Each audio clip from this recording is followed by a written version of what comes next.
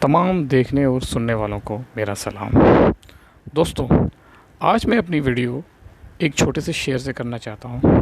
اس شعر میں شاعر کہتا ہے کہ موت اس کی جس کا زمانہ کرے افسوس، موت اس کی جس کا زمانہ کرے افسوس، یوں تو سبھی آتے ہیں مرنے کے لیے یہاں۔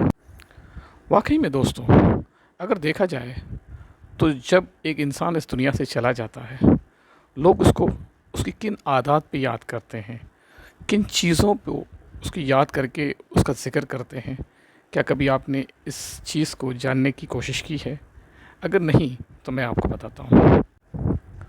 دوستوں، اگر آپ اس دنیا سے چلے جاتے ہیں، اس جہان فانی سے کوچ کر جاتے ہیں، تو یاد رکھیے گا، کوئی بھی آپ کو آپ کی سیلری سے نہیں یاد کرتا کہ فلاں بندے کی پاس اتنا پیسہ تھا، اس کی یہ سیلری تھی۔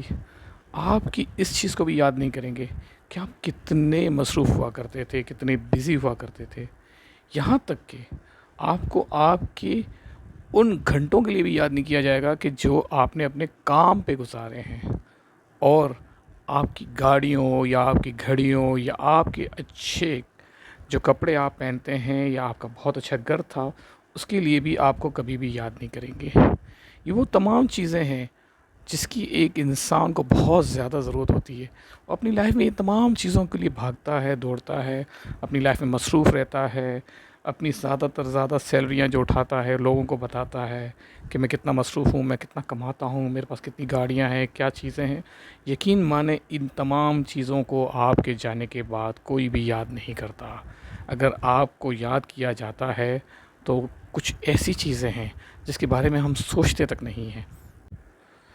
تو آئیے ان چیزوں کا ذکر کرتے ہیں کہ جس کی وجہ سے ہمارے چلے جانے کے بعد لوگ ہمیں یاد کرتے ہیں۔ سب سے پہلی چیز یہ ہے کہ آپ نے لوگوں کو کس طرح محسوس کروایا۔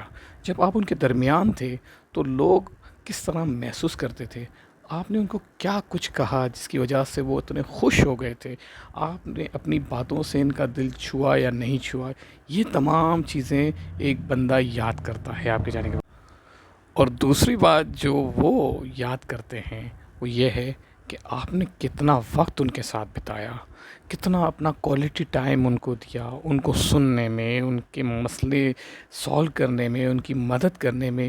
ایک انسان یہی تو یاد کرتا ہے کہ یار وہ بندہ تو چلا گیا لیکن اس نے ہمیں اتنا ٹائم دیا، اس نے ہمیں اتنا سکھایا، ہماری مدد کی، ہر وقت ہمارے ساتھ موجود تھا۔ جب جب ہم نے اس کو یاد کیا، اس نے ہمارے لیے لبیک کہا۔